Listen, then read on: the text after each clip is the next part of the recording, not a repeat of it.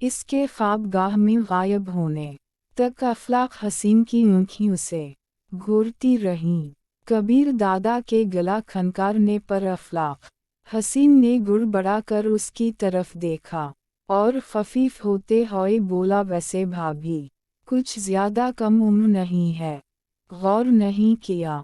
कबीर दादा बेपरवाही से बोला था। अच्छा, मैं 2 कामों के लिए हाजिर हुआ था। एक तो कल रात मेरे यहाँ छोटी सी तकरीब है, आपको अपनी बेगम के साथ हाजिरी देना होगी, और दूसरा काम आपको मालूम है, अगर आप चाहते हैं कि वाज़ेह अंदाज में भाभी से माजरत है करूं तो मुझे कोई इतराज़ नहीं है। ऐसी कोई बात नहीं शाह जी।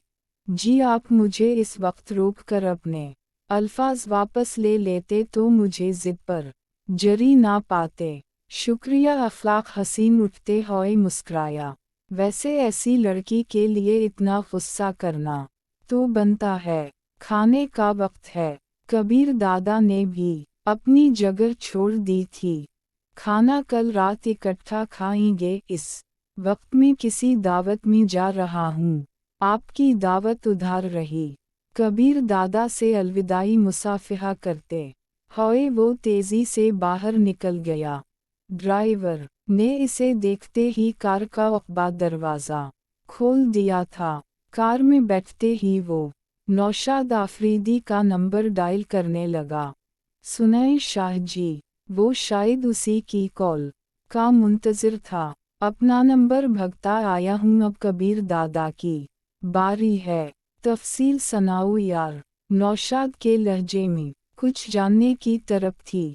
बस इसे शादी की मुबारक दी, इस फाहशा को छोटा सा तोहफा दिया और वापस आ गया। कैसी है?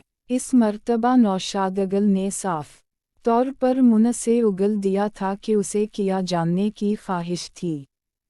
सच कहूँ तो वो कमीना फजूल में पागल नहीं हुआ जा रहा। अगर इससे झगड़ा ना हुआ होता तब भी इस लड़की को देखने के बाद में इसके हुसूल की कोशिश ज़रूर करता। अफलाक हसीन ने अपने दिमाग में छपी गुलाजत अगली। हा हा हा। नौशाद अगल ने बुलंद बांग का हक़ा लगाया। अब तो इस खेल को देखने की ख्वाहिश और बढ़ गई है। उम्मीद है कल रात की तकरीब में तुम्हारी भी हसरत बाकी नहीं रहेगी। नौशाद ने मुस्कुराते हुए कहा। शाह जी, इन्हें बातों ने तो हमें आपका मुरीद बनाया हवा है। अफलाक हसीन भी खल खिला के हंस पड़ा था। तुमने अभी तक खाना नहीं खाया? ख्वाब गाह में दाखिल होते ही कबीर दादा की नज़र जूं के तुम पड़े हुए खाने के बर्तनों पर पड़ी। आपकी मुंतज़िर थी।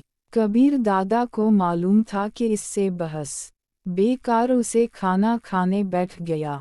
एक ही दिन तनाविश के साथ गुजारने के बाद इसे लगने लगा था जैसे वो उसे बरसों से जानता हो। इसका हर अमल कबीर दादा को पहले से पता चल जाता था। इसके मुंह से निकलने वाले अल्फाज का मफ़हूम वो अदाई से पहले जान जाता था। इसने सालन डालने के लिए जूही डोनेगे को हाथ लगाया। इसके हाथ से डोनेगा छीनते हुए तेज लहजे में बोली, मैं डाल रही हूँ ना, मेरे पास हाथ नहीं ही किया। वो कहूँ हार मानने वाली थी बरजस्ता बोली, हाथ पाऊँ तो बीवी के भी होते ही, वो फिर क्यों शौहर की कमाई खाती है? गलत, आजकल कई औरतें नौकरी पेशा ही। वो बहस पर उतर आया था। उनमें अक्सरियत मजबूर ख़वातीन की है, और जो शौक़ी नौकरी करती हैं इन्हीं शौहर की परवाह ही नहीं होती। कबीर दादा इस पर चोट करता हुआ बोला, तो बस तुम भी अपना शौक़ पूरा करने के लिए नौकरी ढूंढ लो।